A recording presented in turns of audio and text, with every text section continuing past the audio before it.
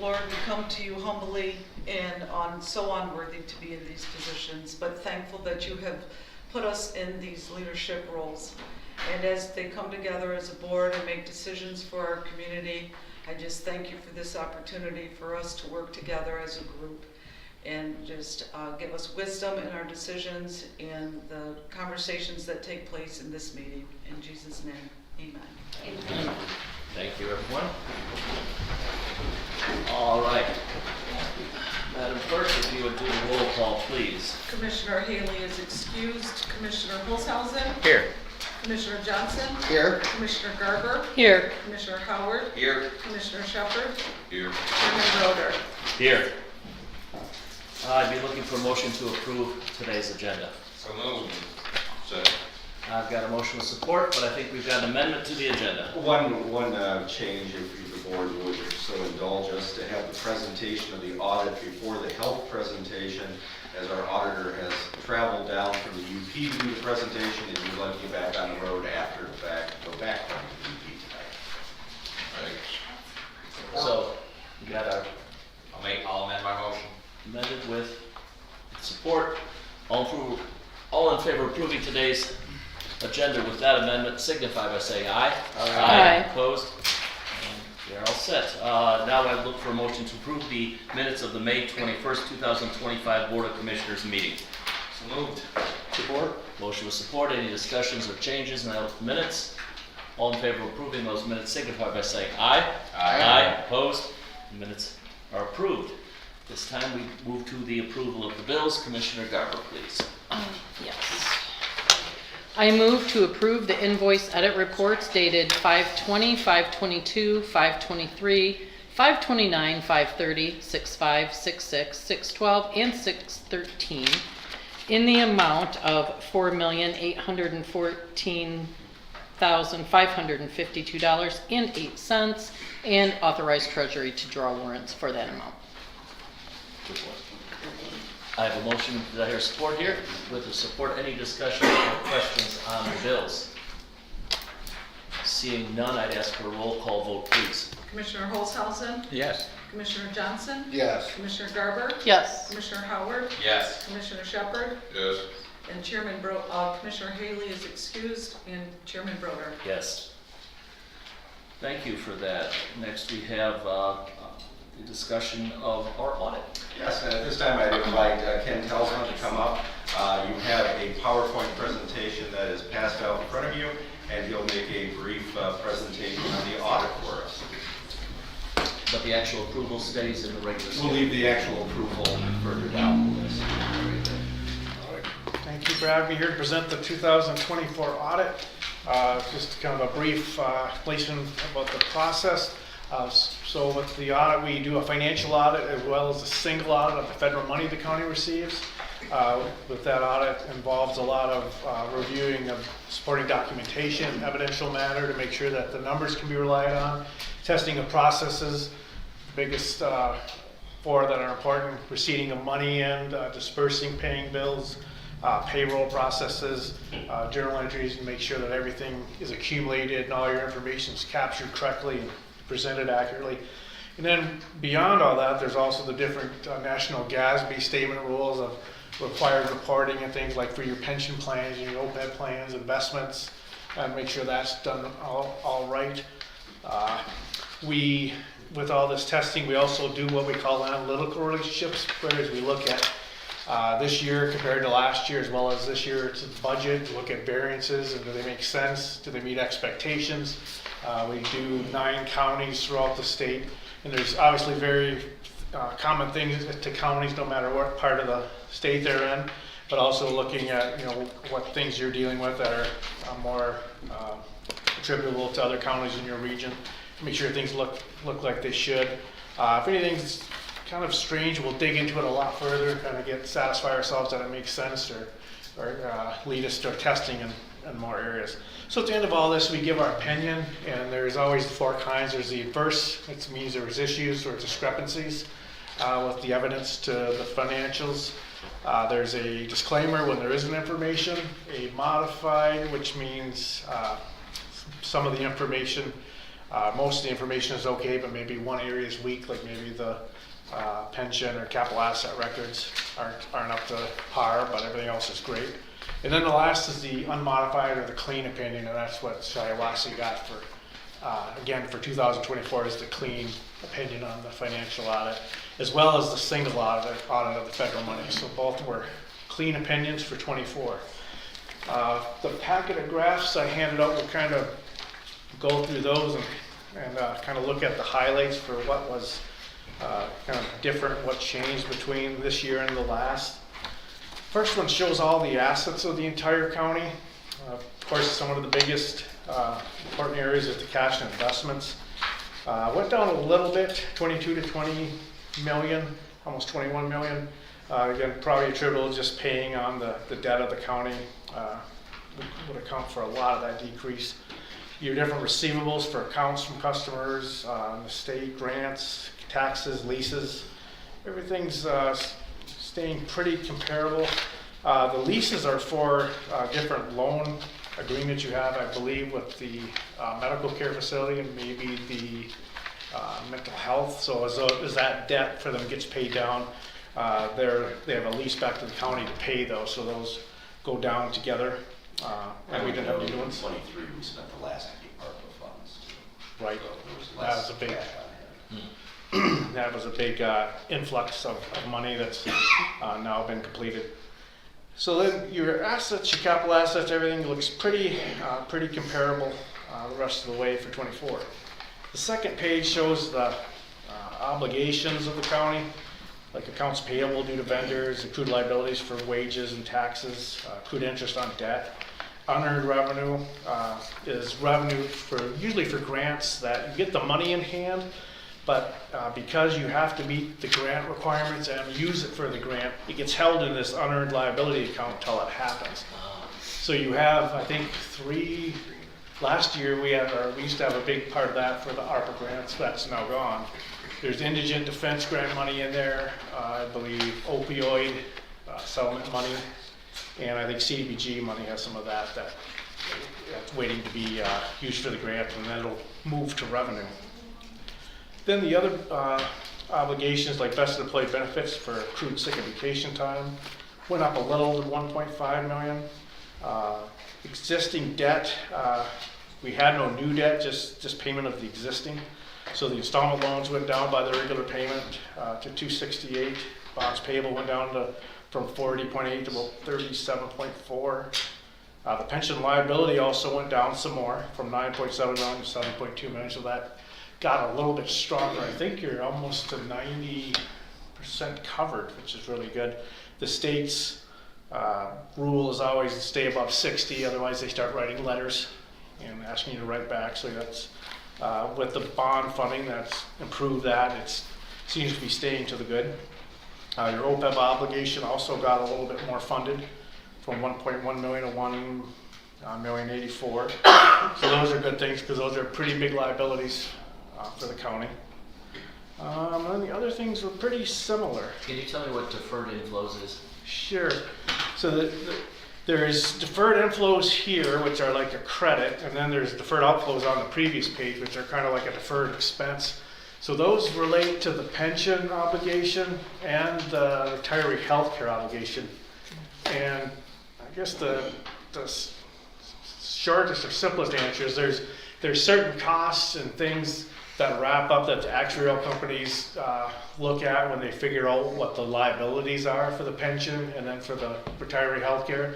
And some things they put in these accounts and write them off over time. So there's certain kind of like deferred expenses that are deferred outflows that they put and then write them over the service life of the employees in the plans, and then that'll hit those obligations over time. And then there's also deferred inflows, which are like gains for the similar things like changes in assumptions, changes in investment, whether you're exceeding what's needed or under matching it. There's changes in experience. So these other things are held in these kind of like asset and liability accounts and written against the obligations over time. So those are basically determined by the actuarial companies for those different things. And then that gets adjusted each year to how they change, and then that will affect that long-term liability. The third page shows the net position for the entire county, and this is kind of like the whole combined fund balance of the county plus capital assets and any long-term debt, long-term obligations. And a lot of this, your stuff is invested in capital assets, the land, building, equipment. We went up from about 17 million to about 20 million. You also have a restricted part, so anytime you have grant money left at the end of the year, or if there's millage money or any money that's controlled by maybe legislation, it's got to be kept in that bucket for that particular program moving forward. It can't be put in with general monies. That's what we mean by restricted. It's, if anything's left, it stays earmarked for that particular thing in that fund moving forward. You can't go into unrestricted. And then what's left is unrestricted, which got a little bit bigger again this year, basically because of the like deferred inflows and outflows and those pension and OPEB obligations, making that a little bit bigger. And overall, you got a negative 1.9 million, which because of the pension and the OPEB obligations, most counties have that negative net position. Yours is small now compared to what others have because of taking out the bonds to fund that, so it's not quite so bad comparatively. Page 4 shows the revenues of the county, just its general fund. And like most county general funds, the taxes is the lion's share of the money that funds the general fund. And we went from about 13 to about 12.6. We'll say your taxes, your values, I believe, went up almost 7% taxable values. So that, just the property tax itself has stayed strong. Some of the other things, I think, like the different marijuana taxes and I think the stabilization money may have gone down, causing that decrease, but the tax money has stayed strong, and those values have stayed strong for the year. The other areas of like licenses, permits, intergovernmental, which is all the federal, state, and local grants you get, stayed pretty even. Charges for services did better, which is the different money the departments and windows of the county charge for different services got better, both by 204,000. Fines and forfeits was really close between both years, which are the different things the courts can charge. Interest stayed improving. We went up from 274,000 to 390. For a change now, interest earnings on the cash deposits is finally getting pretty good again. I know since after 1999 and then in 2008, everything was pretty lean for earning interest. Like in 2008, it was about 0.001%. Now we're seeing 3-4%, so that's an improvement. And then other revenue also did a bit better than last year, which usually includes things like different donations the county gets, insurance reimbursements, reimbursements for other programs too. So overall, though, the revenues were pretty comparable between both years for the general fund. Page 5 shows now the expenditures, and the state makes us categorize everything in what they call functions, functional expenses. So general government's the first one, and that actually includes most of the different departments of the county, like the treasurer, clerk, administrator's office, elections, equalization, the building department. Kind of like it's saying most of the general departments of the county. And that stayed pretty comparable from last year. Judicial, which is all the courts, also pretty close, just a little bit higher, 6,069,000. Public safety, which the big players are the sheriff's department, jail, 7.6 million. Public works, like the drain commission, is a part of that, 545,000. Health and welfare, border and forward. Health and welfare includes things like the medical examiner's expense, appropriations for things like mental health, substance abuse, community economic development expenses, which is part of the clerk's office, and the automation fund too for the clerk's office goes in that. And there's also some other things, rec and culture, like parks, and capital outlay, which is any purchase of any of the capital assets, was 361,000. So you're a little bit higher in expenses, 19.8 and 23, about 20.1 this year. So pretty close. I believe the last, one of the last graphs we have is the fund balance on page 6. Is always a kind of a determination of your health at the end of the year, looking at what you end for fund balance. Got a little bit better from 23. I think you had what 2.5, almost 2.6 million at the end of 23, and we got a little bit higher at 2.7 at the end of 24. And we always say with fund balance, there isn't any law or rule saying how much you can have, whatever's too much or too little. The National Government Finance Officers Association came up with like a floor they recommended of not going below, and that's 10 to 15% of your next year's budgeted expenditures. And I think you're in a safe place with that for 24, so you kind of have enough savings in place in case you need anything. So it's good to maintain that. And two, the state looks at the pattern of your fund balance always 5 years back. If you have 5 bad years in a row of it going down, they'll write letters for that too, saying that they're concerned. So it's always good to kind of keep your fund balance staying in healthy trends and not having 5 bad years. And just to note that one bump there at 22, where it looks like it's substantially higher, is pension bonds, I believe. You said right, Ken? Yeah. And so that was a false high, so it was really substantially closer to what it looked like in 21. It was an issue between issuance and payment. Yeah. But we have gone substantially higher from 2020, which was 1.3 to 2.7.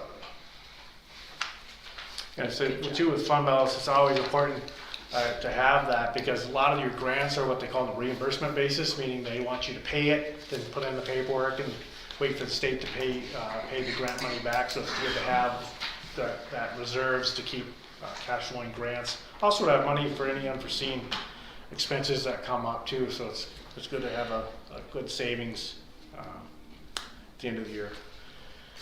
Then the next 2 graphs kind of show all the government funds, so not only the general, but all the special debt capital project funds. And the highlight with the revenues on this page is the intergovernmental went down, largely just because of the ending of the ARPA money, which was kind of an unusual plus over the last couple of years to get that money. Now things are kind of getting back to their pre-COVID levels. So otherwise, all the other revenues are pretty consistent. The expenditures on page 8, again for all these government funds, also are pretty consistent, with the exception of capital outlay, which is way at the end. And again, with all that ARPA money, a lot of the stuff got spent on different capital outlay things to enhance and improve the county for pandemic stuff. So that was kind of where the money was spent. So that also got lower and more in line with the usual trend. So I think overall a pretty healthy year for the county. I said that the tax base obviously is always an important thing, so that having honestly an almost 7% increase is good news. You're paying down, continuing to get your long-term liabilities like the pension and the retiree health care obligation lower, so that's a good thing. The state always likes to make sure with budgeting there aren't any overages and expenditures. I believe we had none. No deficit fund balances, so those things are also good. So yeah, pretty healthy year for the county for 24. Any questions or concerns? Questions, anyone, comments? Mr. Garber? If I could, so to go back to page 2, the bonds payable, we saw a decrease of about 3.3 million, correct, Right. from 23 to 24. And my understanding of that was when we did this in 22, we will see that number, we'll see the savings get better and better as those years go by, correct? Right. So we can look in years to come to see that number be reduced. Right. Even faster, I guess is my question. Well, you have a payment schedule for them, so I think just alone the pension bonds is a pretty big payment. So it'll go down just by making a regular payments, probably in a similar decrease each year. So the interest doesn't go down, or it stays the same? what this represents is the outstanding principal Right, that goes on. The interest will go down, but that's an expenditure on the statement of activities or the income statement. no, but I mean, as far as the balance, so just like any other loan, Mhm. can we see, we'll see a bigger portion go to principal rather Oh, than yes, interest? yes, you got it right. So, Yeah, with any debt, like that's what it is. Shifts from more of it going to interest off the bat, like your house. More of it goes to your interest. As you go, it switches to the other side and hits principal higher. right. Correct. So since we're in only year 2. Right. We'll see that start to be reduced faster. Bigger and bigger. Yeah, Yeah, correct. And I think it's also important to note that those bond payments don't come just from funds from the general fund. So special revenue has to contribute to that as well. So I mean, we're pushing those charges out to the departments. So grants are paying for that stuff as well that are funded with special revenue accounts. and we thank our departments. We thank them for their contribution. Yes. So, thank you. Further comments or questions from anyone? Mr. Shepherd? Do you or any of your members of your firm have any relationship, personal, professional, with any member of this county? No. I'd like to just make a general comment. I think this shows us again that we're headed in the right direction financially. The last handful of years, it's been painful, watching every dollar, and not spending as much as we surely like to spend, but we've kept the county going, we've kept county services going.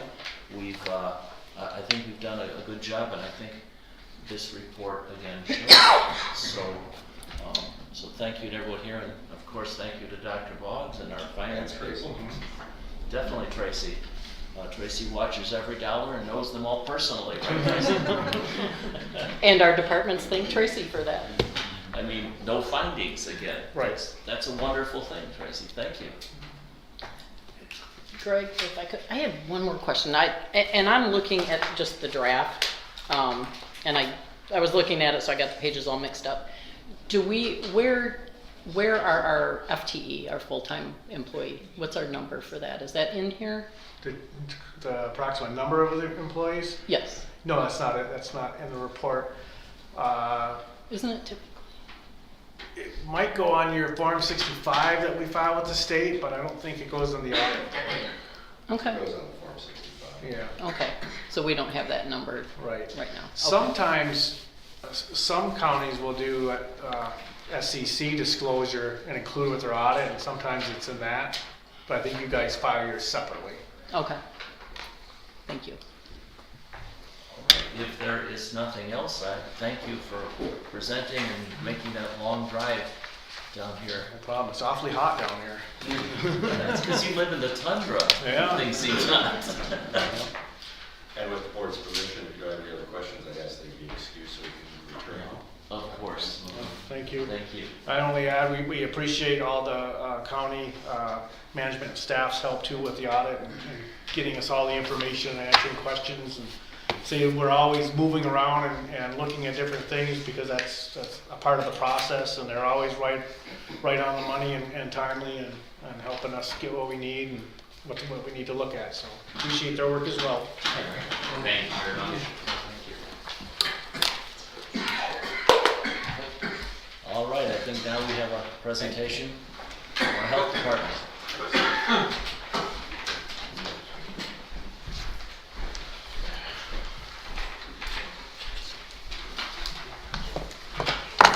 I just take a moment to introduce our state consultant with the Michigan Department of Health and Human Services. This is Laura De La Rembellier. Did I say that right? You got it. You got it. She's been great to work with. I've been working with her for a number of years now, I think maybe almost 10.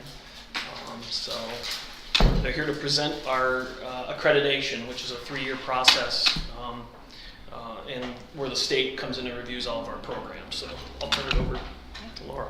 Well, thank you so much for having me. As Larry said, I'm Laura de la Rembellier. I'm the Director of Local Health Services at NDHHS. So we're the home of the Local Public Health Accreditation Program.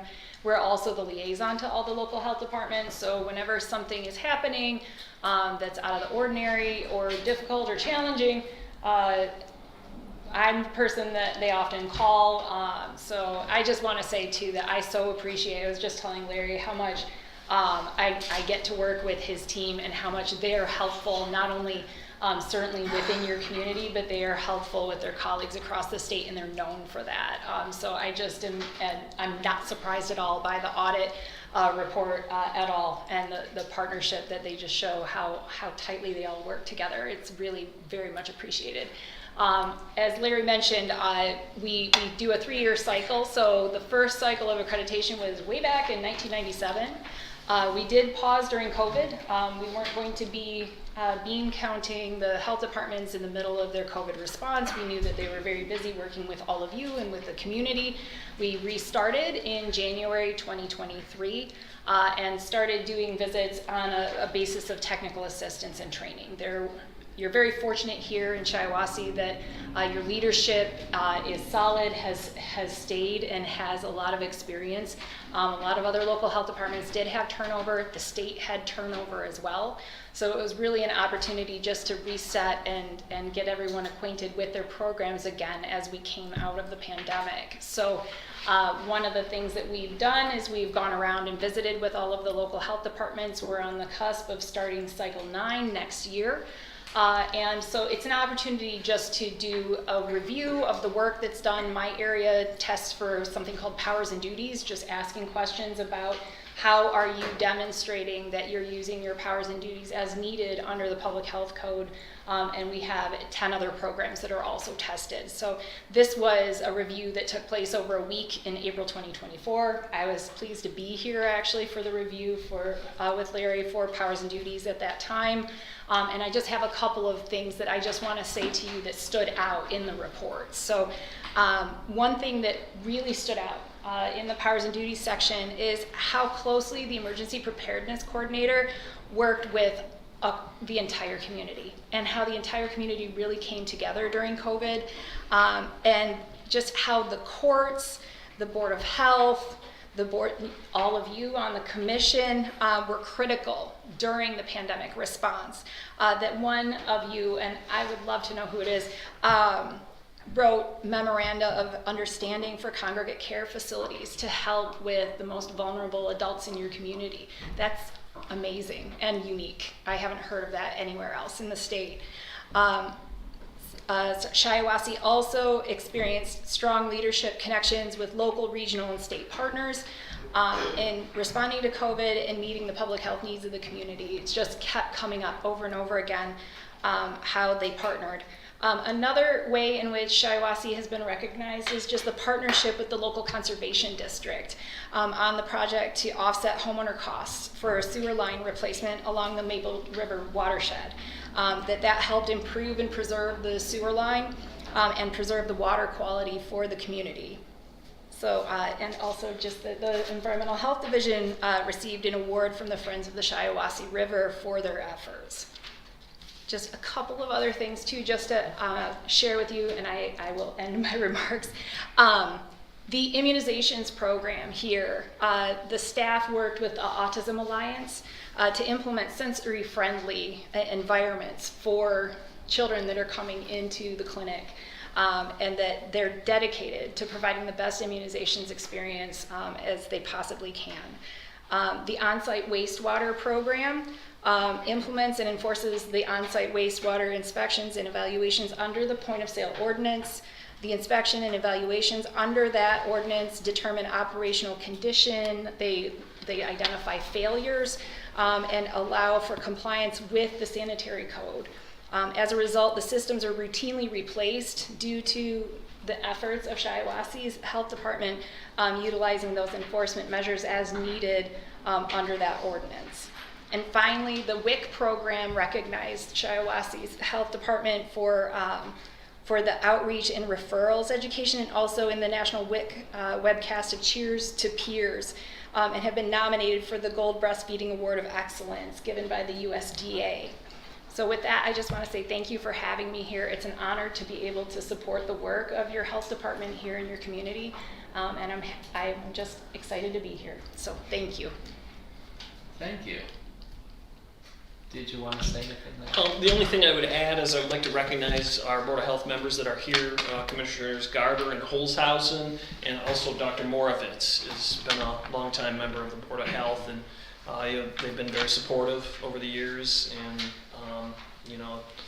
times have gotten a little tighter at the health department with some of the budget reductions, but we're on solid footing. So, yeah, that's all. So presentation here. Yes, we have a certificate of recognition for the accreditation, so this can be hung up in the health department to let everyone in the community know that you passed accreditation in Thanks. February. Good job, Larry. Okay, we're gonna slip out. So you guys can... Oh, you have to say.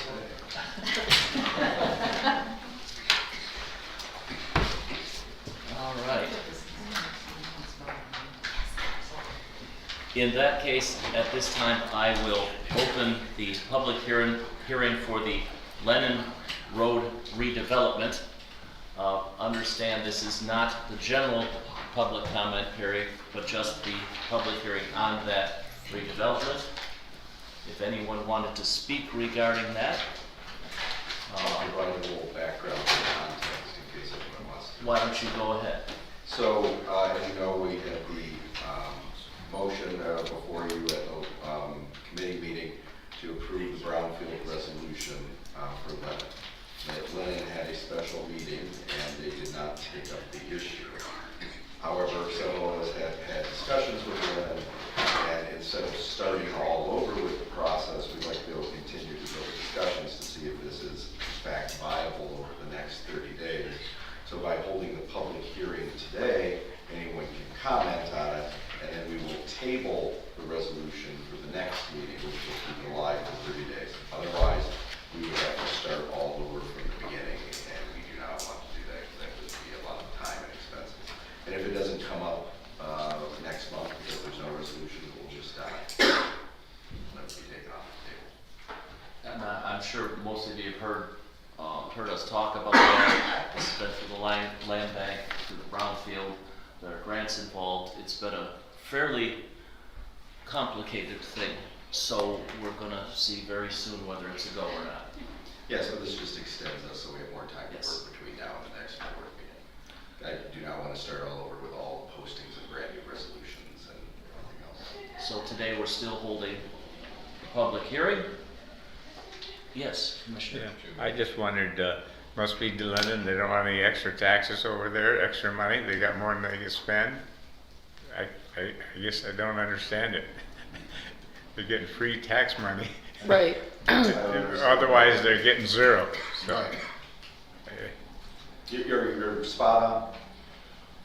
Hey, this day and age. Right. Commissioner Shepherd. And speaking with the developer, not beforehand, but after, and hearing his comments as well as other comments in the meeting Monday night, I believe it was, this developer is willing to take on that $140,000 cost that would have to be repaid back to the state. And I wouldn't want it to be incurred on the taxpayers there in Lennon for another $140,000. I don't know how long that would take, but if the developer wants to take over that part of the issue, then let's work with it. I agree, and it is a bit of a new world from what it was 20, 30 years ago. Infrastructure costs have become very high, and we have these tools such as the tax increment financing where you can pay for things and still do development on areas that may not be easy to develop otherwise, and this was a very good one, where a lot of things fell into place. So, as you can imagine, I'm somewhat disappointed, but not giving up. We still have another month. We're not closing this out. I'm hoping we come back a month from now with some good news. But today we've got the public hearing, and I'm still asking if there are any public here that would like to comment on that. What's the deadline on the All right, seeing none, if there are no more commissioner comments, I will close this public hearing. And at this time, open the opportunity, our first opportunity for the general public to address this board. I have two slips up here. Joe, you're first. All right. Want to come forward? Joe Audio, own Joe's Body Shop in Perry. Ready? Yeah. Okay, I'm here to discuss last month's record contract. I wasn't prepared enough to say what I needed to say in 3 minutes last month. Hopefully I am now that I've been able to see what was in everybody's proposal. When I spoke last month, I was talking about the man, not the title he has. Doug is a good man, but I'm afraid some of the people he has confidence in have their own personal agenda. Doug is not a politician. He doesn't have political aspirations. His goal was to one day become sheriff of the county he lives in and loves. The contract towing came up in the previous administration. That administration definitely had political aspirations. Realizing that this contract could be political suicide, it was not followed up on.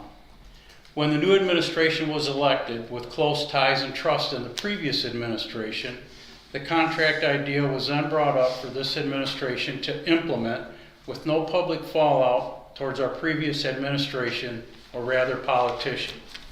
A true politician knows how to use and manipulate people to get what they want, no matter what damage it causes others. The end justifies the means. Doug is not a politician. Doug stated that he lost sleep over the decision. Why? If you felt it was the right decision, why would you lose sleep over it? I believe because in his gut, he knows it wasn't a good decision. That's one reason the man that has been my friend for 30 years couldn't look me in the face during the meetings.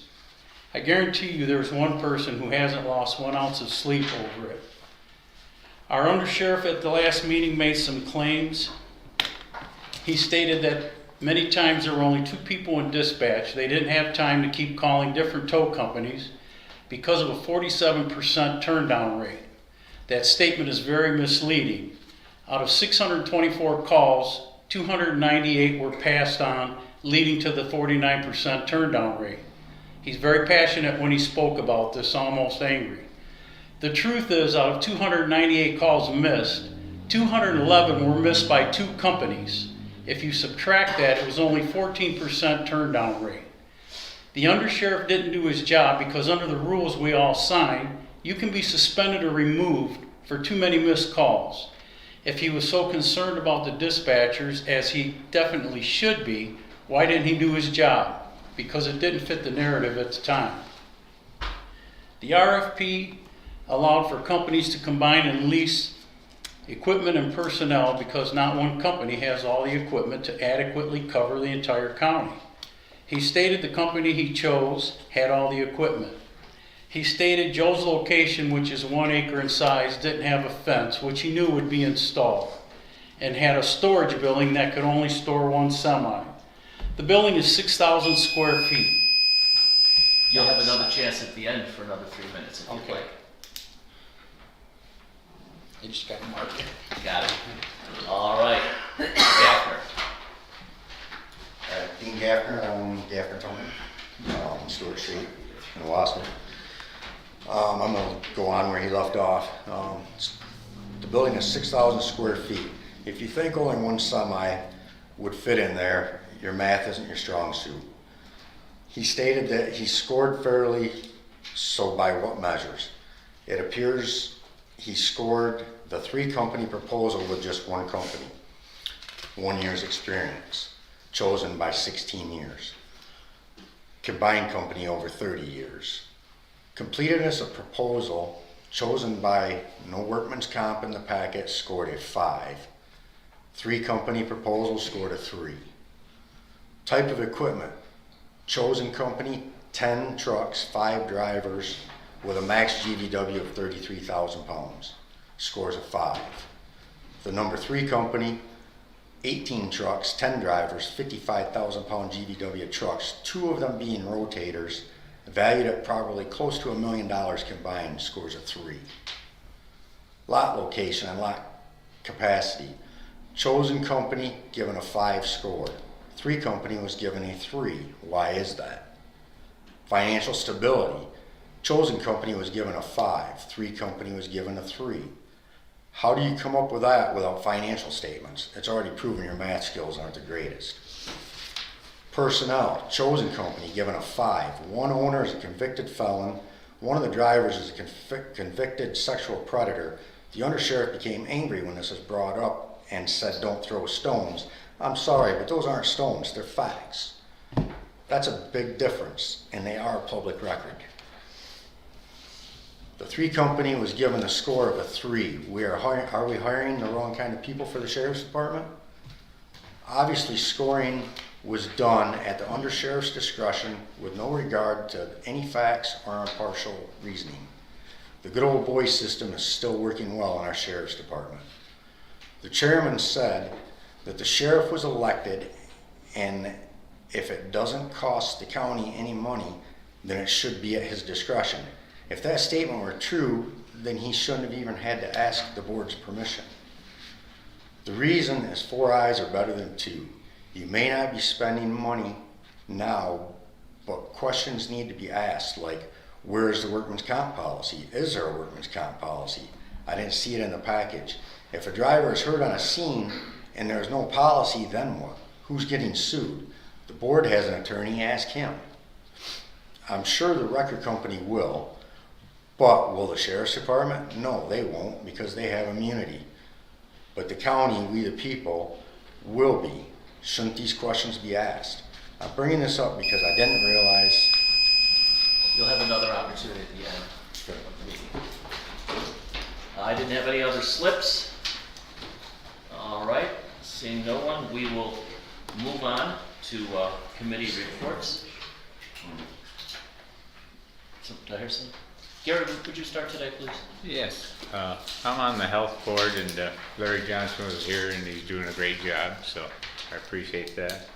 I'm also on the mental health board, and their funding is trying to be reduced over there, so they're really struggling.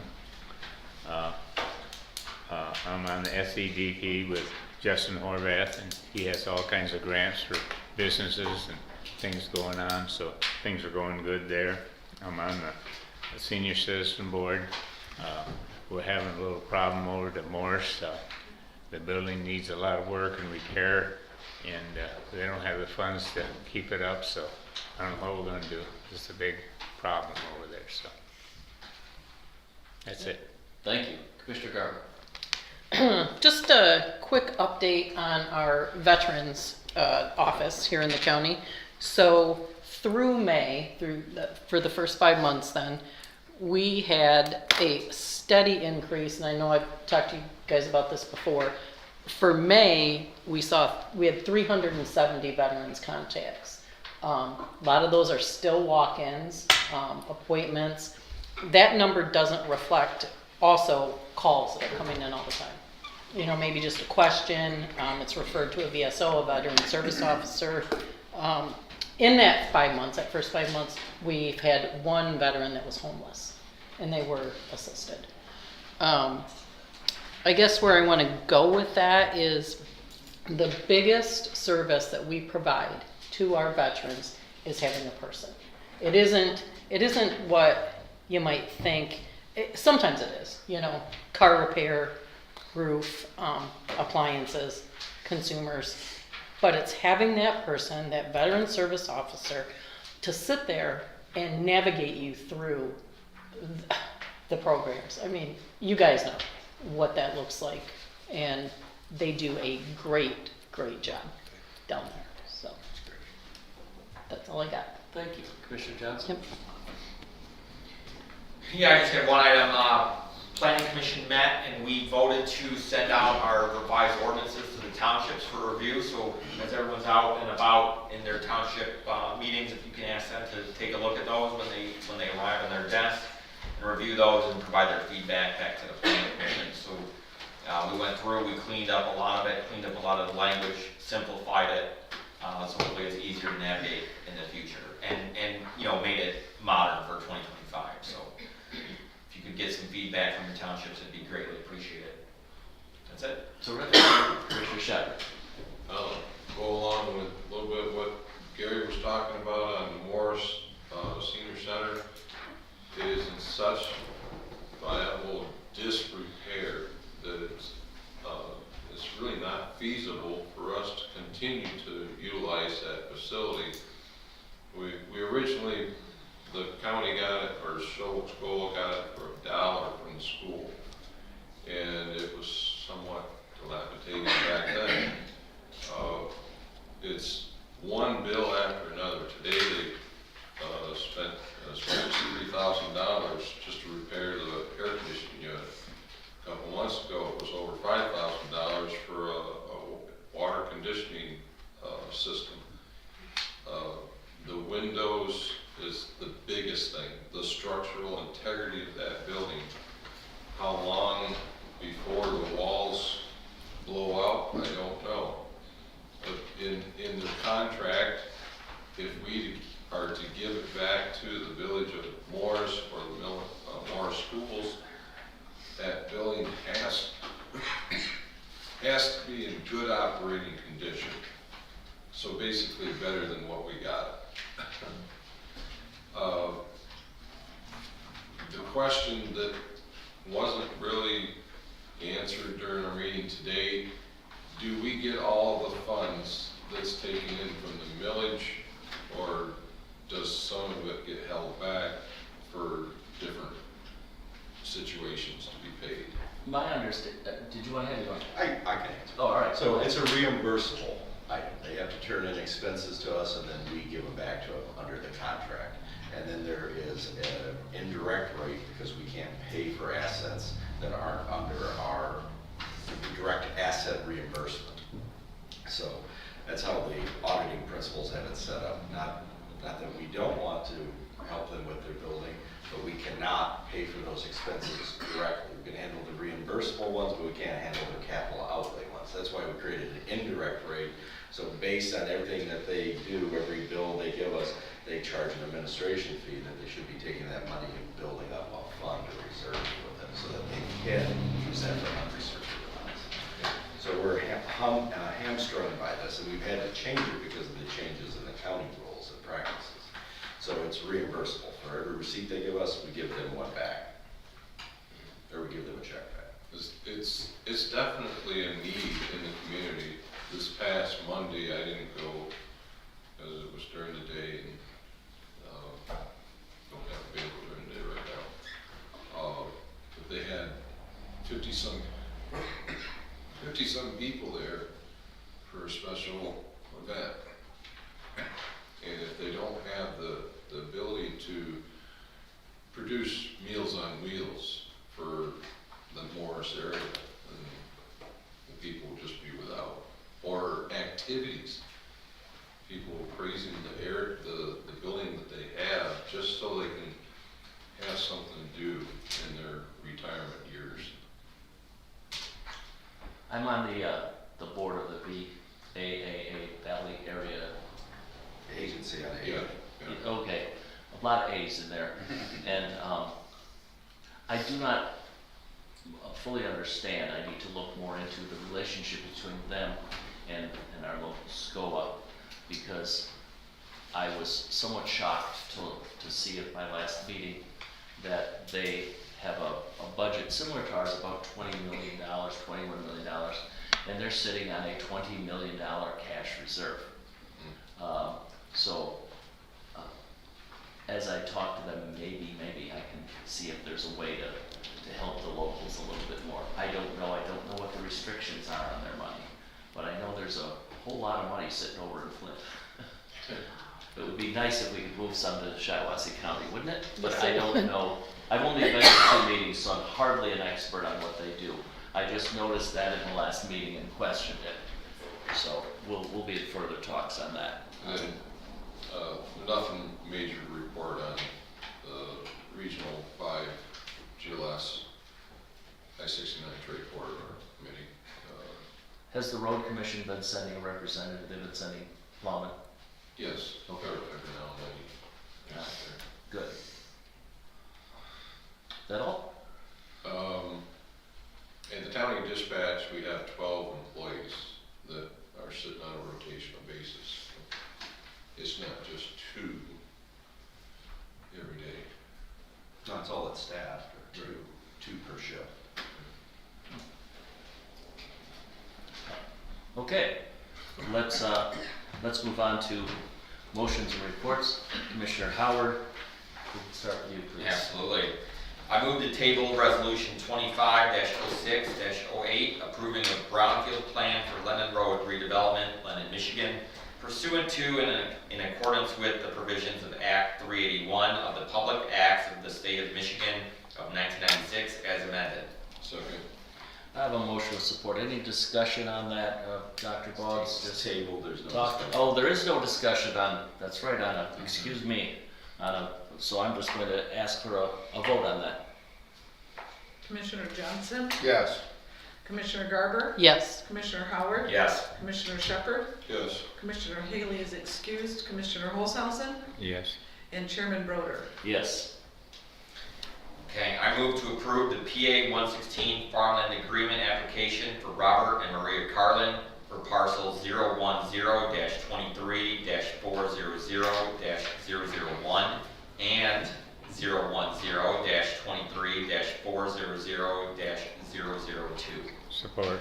I have motion with support. This is a fairly standard thing. Dr. Boggs? Yep. We've done these before. Any discussion or questions on that? Voice vote, please, or excuse me, a roll call vote, please. Commissioner Howard, Yes. Commissioner Shepherd, Yes. Commissioner Haley is excused, Commissioner Holzhausen, Yes. Commissioner Johnson, Yes. Commissioner Garber, Yes. Chairman Broder. Yes. I move to approve the minutes of the June 16, 2025 Economic and Physical Development Committee meeting. Support. Motion with support. Any discussion on those minutes? All in favor of approving those minutes signify by saying aye. Aye. Opposed? Minutes are approved. That concludes my report. Thank you, Commissioner. Commissioner Garber, please. Thank you. I move that we adopt the 2024 audit and place it on file. Support. Motion with support. Any further discussion on the audit? I'd just like to thank Tracy and Casey and Morgan and Stephanie, and even Tyler worked on a couple of things that we had to do as part of our internship to get everything ready for the audit. That's a lot of work. Very good. Anything else, anyone?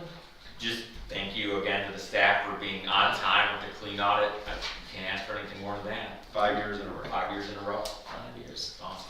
And if I could say the improvement in the general fund. I watch it very closely.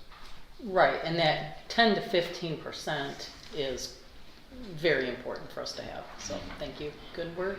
And that liabilities page looked nice too, having that down by $5 million. This is a very healthy amount. The total number is still big, but we're definitely heading in the correct direction. We are. All right, let's have a roll call vote, please. Commissioner Shepherd, Yes. Commissioner Haley is excused, Commissioner Holzhausen, Yes. Commissioner Johnson, Yes. Commissioner Garber, Yes. Commissioner Howard, Yes. Chairman Broder. Yes. I move that we approve resolution number 250609 to authorize issuance of limited tax general obligation bonds, series 2025. Support. We have a motion with support. Discussion on the bonds. So this is the authorizations for us to actually begin the process of selling bonds. Commissioner Howard asked about what the approximate rate would be based on our bonding. We're still in the process of setting that, but we imagine it will be mid 3% on a 10-year bond, not to go over 4. We also have Eric McLaughlin here, who is our corporate bond counsel from Dickinson and Wright, who would like to say just a couple of words about the resolution. And we should be ready. Thank you, Dr. Boggs. Thank you, Mr. Chairman, members of the board. Thank you for having me here. The resolution, as Dr. Boggs mentioned, is the second and final formal step for this board to take in order to authorize, sell, and issue the bonds. It authorizes bonds in the principal amount up to $7.5 million.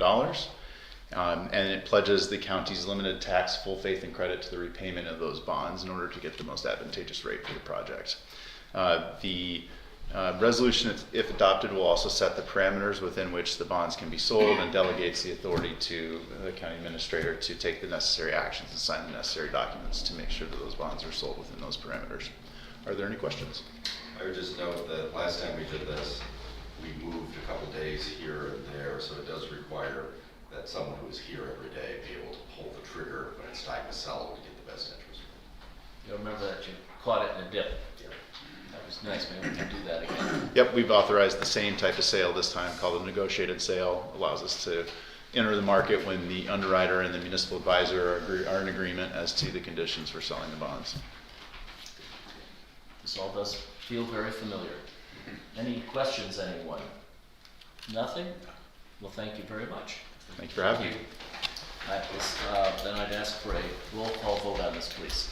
Commissioner Haley is excused. Commissioner Holzhausen, Yes. Commissioner Johnson, Yes. Commissioner Garber, Yes. Commissioner Howard, Yes. Commissioner Shepherd, Yes. Chairman Broder. Yes. Very good. I move that we approve the minutes of the June 16th, 2025 Finance and Administration Committee meeting.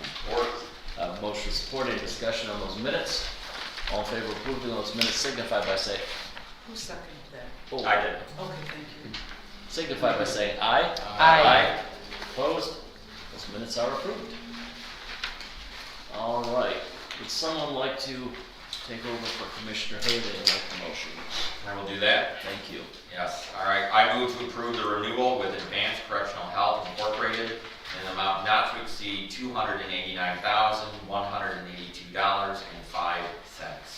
Support. Motion with support. This is very briefly, this is the jail nurse contract that provides 24/7 coverage to the jail for treatment largely related to opioid items. It has gone up 4%. It is a substantial increase from a few years ago. Remember when we were using LPNs and now we have to use RNs, but this year was only an increase of 4%, which given everything else, that's relatively small, but it still equates to about $12,000. Do I recall they changed that requirement without any funding? We've just had to absorb that? Yeah, it was a state level change. All right, okay. Any questions or discussion on that? Roll call vote, please. Commissioner Holzhausen, Yes. Commissioner Johnson, Yes. Commissioner Garber, Yes. Commissioner Howard, Yes. Commissioner Shepherd, Yes. Commissioner Haley is excused. Chairman Broder. Yes. I move to approve the proposal from Parent Construction for a quarantine room, ventilation, and a metal ceiling in an amount not to exceed $25,854. Support. Have a motion with support. So as you know, we have $40,000 for the animal control facility.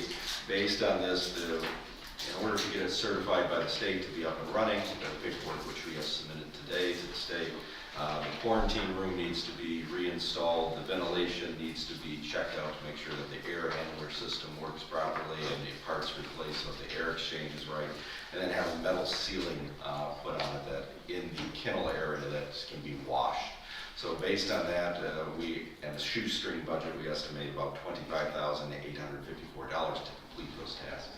In addition, the sheriff went public with his ask for additional help and support, and he has received free labor and discount. In addition to Parent Construction donating the labor on this job, he has received additional free labor and construction related to the fence from Jerry Dennis, construction materials from Telford Construction for the outside, including putting it up, flooring and labor from Owasso Carpet, electrical, we didn't know who the electrical person was, and gutters and labor from Azinga Construction, who have all donated those materials to upgrade the building.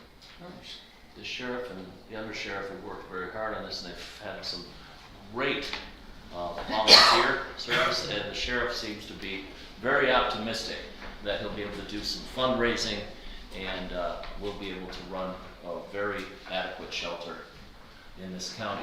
So that's a good thing to see. Well, I think Amy Holick has been very instrumental in helping with this, including a lot of donations. And today they called, and Tracy and myself worked to set up a special revenue account because some people wanted to donate cash to this. So if anyone wishes to donate to this project or venture, they can go to the county treasurer's office or make a check payable to the Shiawassee County Treasurer and note in the memo line animal control. Further discussion? I would just echo Dr. Boggs's appreciation for the Caledonia Township Supervisor. She is fantastic. So really put a lot of boots on the ground work into this. So we certainly appreciate her. Wonderful. Anybody else? I think just to thank everybody for their help and their donations of time and money and blood, sweat, and tears in getting this up and running. And I think it's going to be a great thing for the county, for the animals of the county. Yep. All right, well, We wouldn't have to go clear to Saginaw to get that. correct.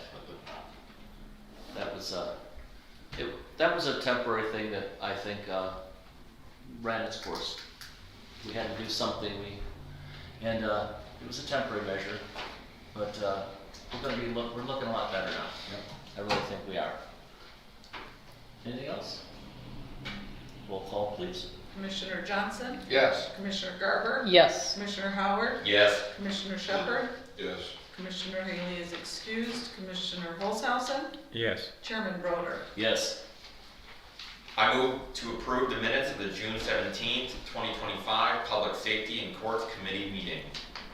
Support. I have motion to support. Any discussion on those minutes? All in favor of approving those minutes signify by saying aye. Aye. Opposed? Minutes are approved. Thank you. That concludes my report. Thank you, and Commissioner Garber, back to you. Thank you. I move that we adopt the 2024 Health Department Annual Report and place it on file. Support. Motion with support. Any discussion on that item? Roll call vote, please. Sorry. Commissioner Garber? Yes. Commissioner Howard? Yes. Commissioner Shepherd? Yes. Commissioner Haley is excused. Commissioner Holzhausen? Yes. Commissioner Johnson? Yes. Chairman Broder? Yes. I move that we approve the minutes of the June 17th, 2025 Health and Human Services Committee meeting. Support. I have motion with support. Discussion on those minutes. All in favor of approving those minutes signify by saying aye. Aye. Opposed? Minutes are approved. Thank you, Commissioner. This time I don't have a lot other than to reiterate my thanks to the staff for, again, a great audit, and in general, the fact that our finances are bit by bit, dollar by dollar, getting better in the community. A lot of work to be done. I'm sure some pain in the future, but not just our financial staff, but all of our departments and so on have been cooperative in understanding and sharing the pain of what we've had to do and what we will continue to have to do in the future to keep our county solvent. I know I, for one, sleep a lot better at night thinking about this than a handful of years ago. So I think that's great. Our land bank continues to do terrific things despite a little bit of a glitch with our land project, but we haven't given up on that.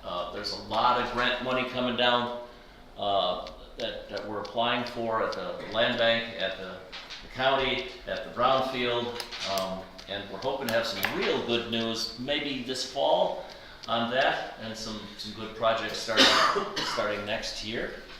I already told you about some of what I've been doing with the VAA, looking into. I totally agree with what Gary said about community mental health. That is definitely a pain point for our county right now, not caused by anyone in the county. This has to do with politics in Michigan and in Washington. On a personal note, I'm very displeased about that pain because we're a fairly wealthy society. We're actually quite a wealthy society, and we can afford to take care of people who cannot take care of themselves. And I personally think that is the last place. People who are mentally ill, that is the last place in the world we should be cutting funds. But that's not at our county level, so that's just me doing a little editorial. So if you'll excuse me, I will move on to Dr. Boggs. So just a couple of quick things. Again, I want to thank all of our staff and help on the audit. We have had 5 years. We have no particular findings, which is key to us continuing, and we're going to continue to head in that direction as we add to our fund balance, trying to get to a healthy one and monitor our expenses very tightly. Thank you for approving the bond resolution. So we'll be looking to sell those bonds either towards the end of this month or the first part of the next month, and we'll be able to move forward with Pleasant View's project. Commissioner Brodeur, or Chairman Brodeur, mentioned the grants. So we have received conditional letters of intent related to grant applications through Shiawassee County for $620,000 and through the Land Bank for $1.5 million. What that means is that we've submitted the conditional letter, they have sent one back, and those funds have been earmarked for us through MISHDA. And so now what we're going to do is we have to write the full grant application, and then that will be due to us. I think we're going to try and hold the hearings next month in July, so there'll be a hearing at the Land Bank, and there'll be a hearing here at the county. We are also applying for a $50,000 grant to help manage and coordinate all of these through another agency, all through the help of Sarah Cockrell and Lion Bear Ventures. And they've been very helpful in getting us these funds for additional light infrastructure and other items throughout the county. Stephanie Blair, who works in our office as the Assistant Finance Director, has recently completed her bachelor's degree in HR, and we're in the process of rebalancing some of the activities in the office, so she's going to be taking on a few of the HR roles that I do, and now that she has a degree, and I'll be overseeing her in that process and rearranging some of the activities in the office. And finally, Josh Haley, who is not here, Commissioner Haley, has something that he was hoping that the commissioners would sign as a resolution to the state related to water funding. So on your way out, please see Morgan, as she has it for your signature if you are so inclined. That's it. Thank you. Thank you very much. All right, then at this point we have our second opportunity for the public to address this board. Joe, did you want to come back up? I just did. Thank you. I'm sorry that sounded cut up. It's just, I found out as a man, 3 minutes really isn't that long. Sometimes. I thought it was, but it's not. Okay, I'm just picking up where we left off. I was bringing this up because I didn't realize how many people watch these meetings. I was bombarded with questions after the last meeting. The questions need to be directed to you folks, not me. In closing, I wish you all a very good evening. I hope if you have the unfortunate situation that you, your wife, your daughter, possibly your granddaughter, needs a record, hopefully your Sheriff's Department preferred record company won't send you a felon or a pedophile. And an FYI, because that was brought up also about who they call. At an accident, most people don't know what record company to call. So when the officer asks them what company they want, and they say, I don't know, most people go, who do you use? The officer says, we have A, B, C, and D record company. We use D. They're the preferred company of the county. So that's, the people normally will say, well, if that's who you use, that's who we're going to call. So that's why it was a big deal. They may not push towards that record company, but if you don't have a record company and you're in an accident and an officer says to you, well, we've got this, this, and this, but we use, you would be more inclined to use them, I think. That's basically all I had to say. Thank you. Anyone else? All right, seeing no one else, we're adjourned.